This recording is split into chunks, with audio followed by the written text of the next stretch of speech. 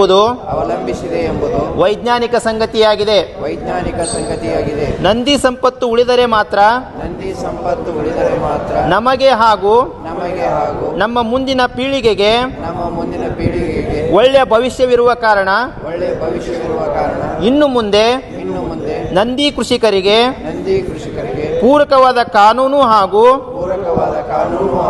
ಯೋಜನೆ ಜಾರಿಗೆ ತರುವುದಕ್ಕೆ ಪ್ರಯತ್ನಿಸುವ ರಾಜಕೀಯ ನಾಯಕರಿಗೆ ನನ್ನ ಮತ ನೀಡುತ್ತೇನೆ ಹಾಗೂ ನಂದಿಗಾಗಿ ಮತ ಮೀಸಲಿಡುವ ಕುರಿತು ಜನಜಾಗೃತಿ ಮೂಡಿಸುವ ಪ್ರಯತ್ನ ಮಾಡುತ್ತೇನೆ ಎಂದು ನಾನು ನಂಬಿದ ದೈವದ ಸಾಕ್ಷಿಯಾಗಿ ಸಂಕಲ್ಪ ಮಾಡುತ್ತೇನೆ.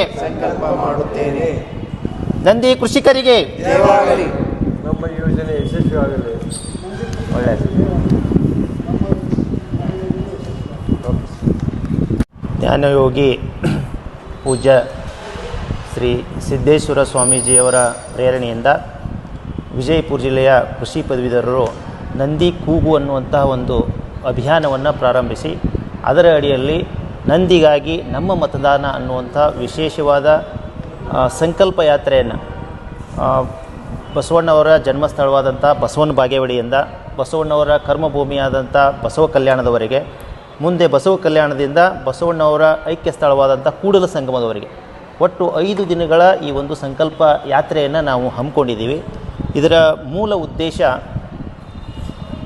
ಯಾರು ಈ ನಂದಿ ಕೃಷಿಗೆ ಪೂರಕವಾದಂಥ ಕಾನೂನು ಮತ್ತು ಯೋಜನೆಗಳನ್ನು ಜಾರಿಗೆ ತರ್ತಾರೋ ಮುಂದಿನ ದಿನಗಳಲ್ಲಿ ಅವರಿಗೆ ನಾವು ಮತದಾನ ನೀಡಬೇಕು ಅನ್ನುವಂಥದ್ದು, ಅಂದರೆ ಮತದಾನ ಮಾಡಬೇಕು ಅಂದರೆ ಈ ಒಂದು ಸಂಕಲ್ಪವನ್ನು ನಾವು ಮಾಡಬೇಕು ಅನ್ನುವಂಥ ಉದ್ದೇಶದಿಂದ ಈ ಒಂದು ಸಂಕಲ್ಪ ಯಾತ್ರೆಯನ್ನು ನಾವು ಪ್ರಾರಂಭ ಮಾಡಿದ್ದೀವಿ.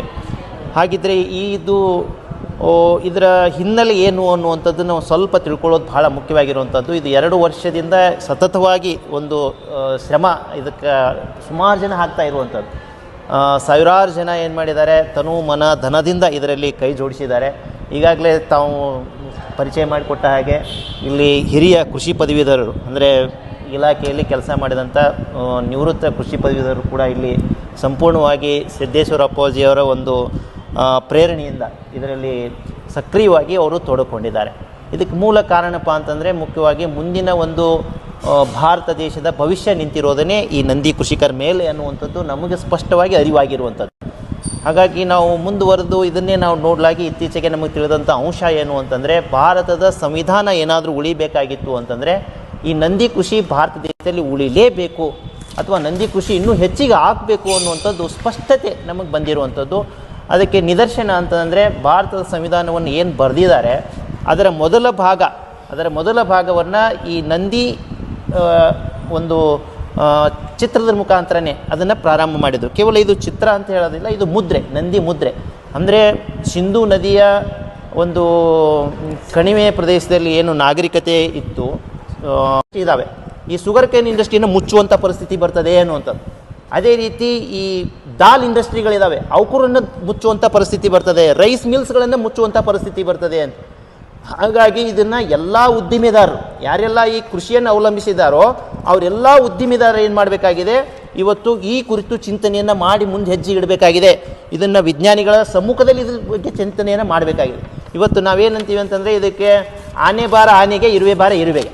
ಹಾಗಿದ್ರೆ ಇವತ್ತು ಸಣ್ಣ ಮನುಷ್ಯ ಸಣ್ಣದ ಪ್ರಮಾಣದಲ್ಲಿ ಇದು ಪೆಟ್ಟು ಬಿದ್ದಿದೆ. ಆದರೆ ಇವೆಲ್ಲ ಉದ್ದಿಮೆದಾರರಿಗೆ ದೊಡ್ಡದಾದಂಥ ಪೆಟ್ಟು ಬೀಳುವಂಥ ಸಾಧ್ಯತೆಗಳು ಇನ್ನು ಕೆಲವೇ ದಿವಸಗಳಲ್ಲಿದೆ.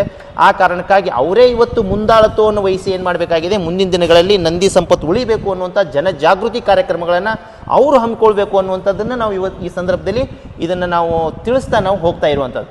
ಹಾಗಾಗಿ ಇಲ್ಲಿ ನಾವು ಕೊನೆಯಲ್ಲಿ ಏನು ಮಾಡ್ತಾ ಇದ್ದೀವಿ, ಒಂದು ಸಂಕಲ್ಪವನ್ನು ನಾವು ಸ್ವೀಕಾರ ಮಾಡ್ತಾ ಇದ್ದೀವಿ.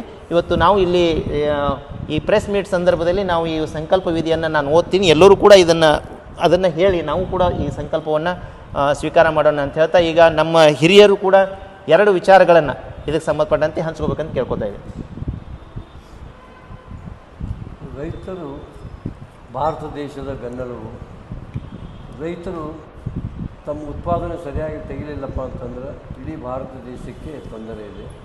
ಅದಕ್ಕೆ ರೈತರ ಉತ್ಪಾದನೆ ಹೆಚ್ಚಾಗಬೇಕಾಗಿತ್ತಪ್ಪ ಅಂತಂದರೆ ಮಣ್ಣು ಭಾಳ ಅವಶ್ಯಕತೆ. ಮಣ್ಣಿನ ಫಲವತ್ತತೆ ಹೆಚ್ಚಾಗಬೇಕು, ಮಣ್ಣಿನ ಸಂರಕ್ಷಣೆ ಆಗಬೇಕು. ಆ ಮಣ್ಣು ಸದಾ ಫಲವತ್ತತೆಯಾಗಿ ಉಳಿಬೇಕಪ್ಪ ಅಂತಂದ್ರೆ ಅಲ್ಲಿ ದನಗಳ ಸಗಣಿ ಅವಶ್ಯಕತೆ ಇದೆ. ಆ ಸಗಣಿಯಿಂದ ಮುಂದೆ ಗೊಬ್ಬರ ತಯಾರು ಮಾಡಿ ಗೊಬ್ಬರದಿಂದ ಭೂಮಿಯ ಫಲವತ್ತತೆ ಮಾಡೋಕ್ಕಾಗ್ತೈತಿ. ಆ ಒಂದು ಉದ್ದೇಶಕ್ಕಾಗಿ ಎಷ್ಟೋ ಕಾಲದಿಂದ ಬಂದಂಥ ದನಗಳು ಈಗ ಕಡಿಮೆ ಆಗಿದ್ದಾವೆ. ಅದಕ್ಕೆ ಕಡಿಮೆ ಆದಾಗ ಭೂಮಿ ಫಲವತ್ತತೆ ಕಡಿಮೆ ಆಗತೈತಿ.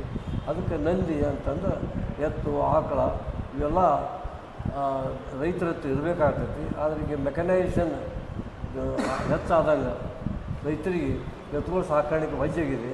ಅದು ಸರ್ಕಾರ ಎತ್ತುಗಳ ಸಾಕಣೆ ಮಾಡಲಿಕ್ಕೆ ಏನಾದರೂ ಸಹಾಯ ಮಾಡಿದರೆ ಮಾತ್ರ ರೈತರು ಎತ್ತುಗಳ ಸಾಕಣೆ ಆಗ್ತಾರೆ. ಅದಕ್ಕೆ ಎಲ್ಲ ರೈತರು ಓಟ್ ಹಾಕುವ ಹೊತ್ತಿನಾಗ ಉದ್ದೇಶ ಎಲ್ಲ ನಮ್ಮ ಸರ್ಕಾರ ನಡೆಸುವಂಥ ಜನಪ್ರತಿನಿಧಿಗೆ ಹೇಳ್ಬೇಕು ಏನಂತ, ನಮ್ಮ ರೈತರಿಗೆ ಹೆಚ್ಚಿನ ಸಾಕಾಣಿಕೆಯಾಗಿ ಖರ್ಚು ಕೊಡ್ರಿ, ಏನು ಬೇರೆ ಬೇರೆ ಯಾವುದೋ ಖರ್ಚು ಕೊಡೋಕ್ಕಿಂತ ದನಗಳು ಸಾಕಾಣಿಕೆ ಖರ್ಚು ಮಾಡಿಕೊಡ್ರಿ, ನಂದಿ ಸಾಕಾಣಿಕೆ ಖರ್ಚಿಗೆ ಕೊಡ್ರಿ.